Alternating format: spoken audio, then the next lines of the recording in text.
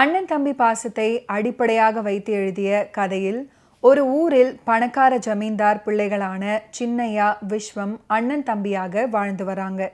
இயக்குனர் திலகம் கோபாலகிருஷ்ணன் எழுதிய கதை இதுவே. அண்ணன் தன்னை சாட்டையால் அடித்து அந்த பூர்வீக பொக்கிஷத்தை அடையும் வழியானது பாசம் சிவக்கும் அப்படின்ற நாடகமே ஆகும். இதை படமாக்க ஆர்வம் கொண்ட சிவாஜி அவர்கள் KSGயிடம் செல்வம், பேசும் தெய்வம், தம்பி அப்படின்னு 3 படங்களுக்கு சிவாஜி அவர்களை ஒப்பந்தம் பண்ணியிருந்தாரு. ஆனால் AC திருலோகச்சந்தர் ஆஸ்திரபரலு அப்படின்ற தெலுங்கு படத்தின் தழுவல் அப்படின்ற பெயரில் தம்பி படத்தை இயக்கி வந்தாரு. இந்த செய்தி நாளடைவில் கோபாலகிருஷ்ணன் காதுகளுக்கு சென்றடைய கோபக்காரரான கோபாலகிருஷ்ணன் வேறு யாராக இருந்தாலும் கோர்ட் கேஸ் அப்படின்னு போயிருப்பாரு.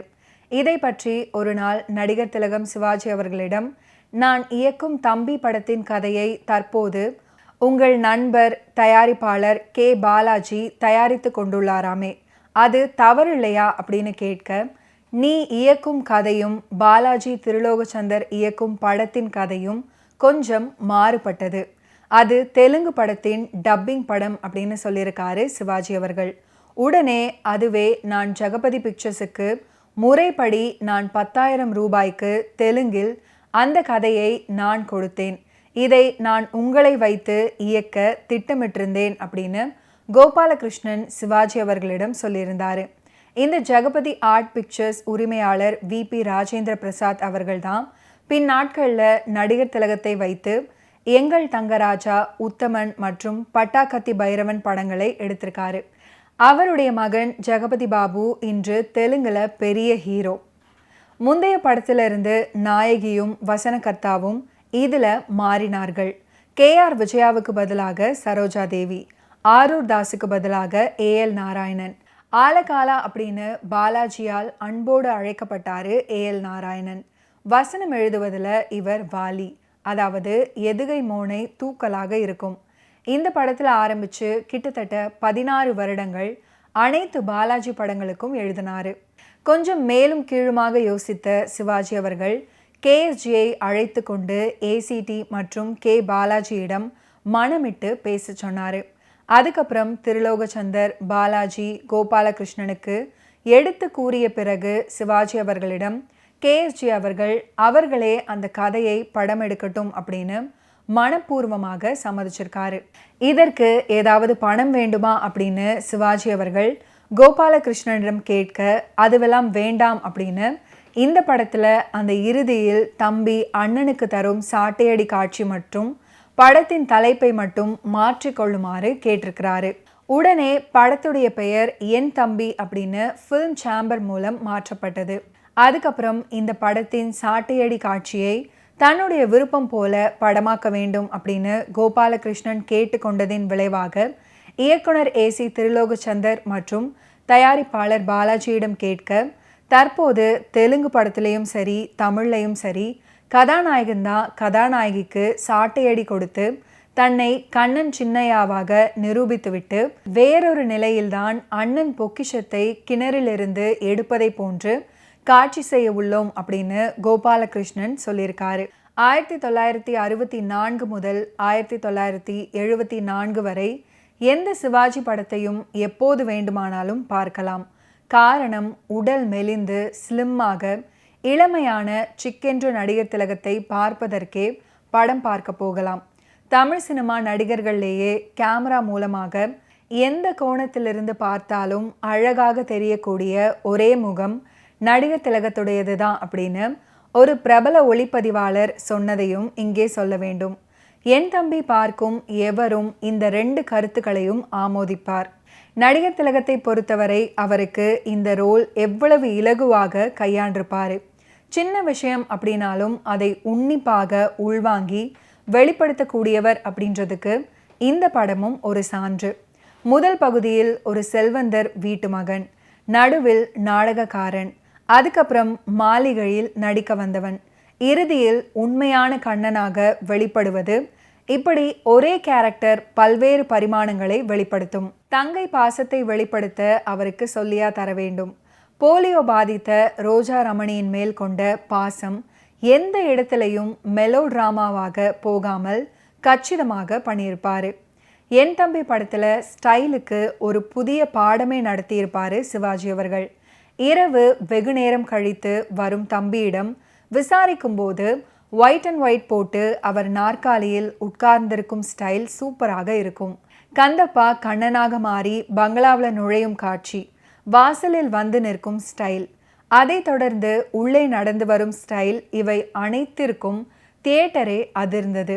வெகு நாட்களுக்கு அப்புறம் அவர் கத்தி சண்டை போட்ட திரைப்படம். இதில் முதலில் கத்தி பிடித்து நிற்பதிலாகட்டும், அதுக்கப்புறம் படிகளில் ஏறி சென்று இடது கையை இடுப்பில் வைத்து கொண்டு 2 ஸ்டெப் தாவி தாவி கத்தியை வீசும்போது தியேட்டரே ரகளையாய் மாறும். தம்பியின் மீது காட்டும் பாசமும் பரிவெல்லாம் அவருக்கு சர்வசாதாரணம்.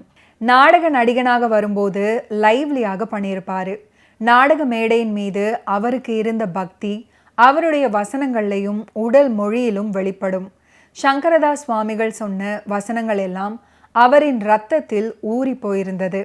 அவருக்கு இயல்பாக இருந்த நகைச்சுவை உணர்ச்சிக்கும் இந்த நாடக கலைஞன் ரோல் மிகவும் உதவி பண்ணுச்சு. தெற்கத்தி கள்ளனடா பாடலுக்கு அவர் ஆடும் நடனம் அன்பிலீவபிள் அப்படின்னு தான் சொல்லணும். தேர்ந்த நடன கலைஞரான ராஜசுலோச்சனாவுடன் போட்டி போட்டு ஆடும் அந்த ஆட்டம் ஒரு நாடக கூத்தாடியை கண்முன்னே கொண்டு நிறுத்தியிருப்பாரு. பேபி ரோஜா ரமணி அவர்களும் மிக நன்றாக நடிச்சிருப்பாங்க. நடிகர் திலகத்துடன் அவர் வரும் காட்சிகள் அனைத்துமே சிறப்பாக ரசிகர்களின் பாராட்டுகளை பெற்றதாகவும் அமைஞ்சது. பக்த பிரகலாதா மூலம் பிரபலமான பேபி ரோஜா ரமணி போலியோ தங்கையாக நடிச்சிருப்பாங்க. இந்த பேபி குமாரியான போது பாலாஜி தான் அவரது என் மகன் படத்தில் மீண்டும் வாய்ப்பு கொடுத்தாரு. மேஜர், பண்டரிபாய், சுந்தரிபாய், நாகையா போன்ற பாலாஜி படத்தின் ஆஸ்தான நடிகர்கள் எல்லாருமே இதுலயும் இருக்காங்க. கவியரசர் மெல்லிசை மன்னர் கூட்டணியில் பாடல்கள் பெரிய ஹிட். MS விஸ்வநாதன் இசையில் முத்து நகையே உன்னை நான் அறிவேன், தட்டட்டும் கை தழுவட்டும், அடியே நேற்று பிறந்தவள் நீயே, ஐயையே மெல்ல தட்டு, முந்தி முந்தி விநாயகனே அப்படின்னு 5 பாடல்களையும் 5 விதமான ராகங்களில் அற்புதமாக போட்டு கொடுத்திருந்தாரு. குடும்ப பின்னணி, அதிரடியான சவுக்கடி, வாழ்வீச்சு சண்டை மற்றும் ஆள்மாறாட்டம் போன்ற அம்சங்களுடன் தரத்தில் எந்த குறைவும் வைக்காமல் பரபரவென ஓடிய திரைப்படம்தான் என் தம்பி. என் தம்பி திரைப்படம் சென்னையில் வெளியான 4 தியேட்டர்களையும், அதாவது மிட்லண்ட், அகஸ்தியா, ராக்ஸி, ராம் 8 வாரங்களை கடந்து ஓடிய இந்த திரைப்படம் அதிகபட்சமாக மதுரை சென்ட்ரல் மற்றும் சேலம் சாந்தியில 12 வாரங்கள் ஓடியது. மதுரையிலும் சேலத்திலையும் ரிலீஸான தியேட்டர்ல இருந்து ஷிஃப்டான அரங்குகளில் 100 நாட்களை கடந்தது. வாங்கிய விநியோகஸ்தர்களுக்கு எல்லாம் நிறைந்த லாபத்தை கொடுத்தது. மறு வெளியீடுகளில் சக்கை போடு போட்ட திரைப்படம் இது. இதனுடைய பாக்ஸ் ஆஃபீஸ் பற்றி பேசும்போது ஒரு முக்கியமான விஷயம் சொல்ல வேண்டும். முன்பு மதுரையில் 3rd பார்ட்டி ரிலீஸ் அப்படின்னு ஒன்று இருந்துச்சு. ஒருவர் விநியோகஸ்தராகவோ அரங்க உரிமையாளராகவோ இல்லாவிடினும் பட விநியோகத்தில் பங்கு கொள்ளும் முறை இது. விநியோகஸ்தரிடமிருந்து ஒரு குறிப்பிட்ட படத்தின் பிரதியை சில குறிப்பிட்ட நாட்களுக்கு வாடகைக்கு எடுத்து ஒரு தியேட்டரில் ரிலீஸ் பண்ணி வரும் லாபத்தை எடுத்துக்கொள்வது. இதில் சிக்கல் என்னவென்றால், விநியோகஸ்தருக்கு வாடகை, தியேட்டருக்கு வாடகை, கேளிக்கை வரி, அதை தவிர போஸ்டர், பேப்பர் விளம்பரம், இந்த செலவுகள் அனைத்தும் போக வசூல் வந்தால் லாபம், இல்லை அப்படின்னா போனது தான். இந்த 3rd பார்ட்டி டிஸ்ட்ரிபியூஷன் எல்லோருக்குமே கொடுக்க மாட்டாங்க.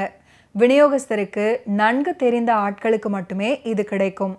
1982ஆம் ஆண்டு நண்பர்கள் 4 பேர் சேர்ந்து இது போல அவ்வப்போது 3rd பார்ட்டி டிஸ்ட்ரிபியூஷன் செஞ்சுட்டு வந்தாங்க. ஒரு பெரிய படம் செய்ய வேண்டும் அப்படின்னு ஆசை. சேது ஃபிலிம்ஸ் பெரிய கம்பெனி, அவர்களிடம் சென்று பேசினார்கள். சிவாஜி படம் செய்ய வேண்டும் அப்படின்னு அவர்களுடைய எண்ணம். மதுரையில் உள்ள அலங்கார் திரையரங்கு 1 வார காலம் ஃப்ரீயாக இருந்துச்சு. இவர்கள் விநியோகஸ்தரிடம் தொகையும் பேசிவிட்டார்கள். ஆனால் என்ன படம் அப்படின்றது முடிவாகவில்லை. நண்பர்கள் ராஜா வேண்டும் அப்படின்னு கேட்டிருக்காங்க. விநியோகஸ்தரோ அதை தவிர வேறு எந்த படம் வேண்டுமானாலும் தருகிறேன் அப்படின்னு சொல்லி என் தம்பி படம் பற்றி சொல்லியிருக்காரு. பாலாஜி படமெல்லாம் அவர்கள்தான் டிஸ்ட்ரிபியூஷன். ராஜா எப்போது வெளியிட்டாலும் வசூல் அள்ளும் அப்படின்றதுனால வெளியாட்களுக்கு தரமாட்டேன் அப்படின்னு சொல்றாரு. 3 பேருக்கு என் தம்பி நன்றாக போகும் அப்படின்றது எண்ணம். 4வது நண்பருக்கு சந்தேகம். ஆகவே தடுத்து விட்டார். இவர்கள் வேண்டாம் அப்படின்னு சொன்னவுடன் வேறு ஒருவர் விநியோகஸ்தரிடம் பேசி படத்தை வாங்கி அதே தேதியில் அதே அலங்கார் தியேட்டர்ல 1 வாரத்துக்கு வெளியிட்டாங்க. என் தம்பி திரைப்படம் வெளியான வெள்ளிக்கிழமை மேட்னி முதல் கடைசி நாளான வியாழன் இரவு காட்சி வரை மொத்தம் 23 காட்சிகளும் ஹவுஸ்ஃபுல். தினசரி 3 காட்சிகள், சனி மற்றும் ஞாயிறு 4 காட்சிகள், 1 வாரத்துக்கு 23 காட்சிகள். எல்லா செலவுகளும் போக 10,000த்திற்கும் மேல் லாபம். 27 வருடங்களுக்கு முன் மிகப்பெரிய தொகை இது. நண்பர்களால் வெகு காலத்திற்கு இந்த ஏமாற்றத்தை மறக்க முடியவில்லையாம். எப்போது மறு வெளியீடு கண்டாலும் வசூலை குவிக்கும் படம் என் தம்பி அப்படின்றதுக்கு இது ஒரு சிறந்த உதாரணம்.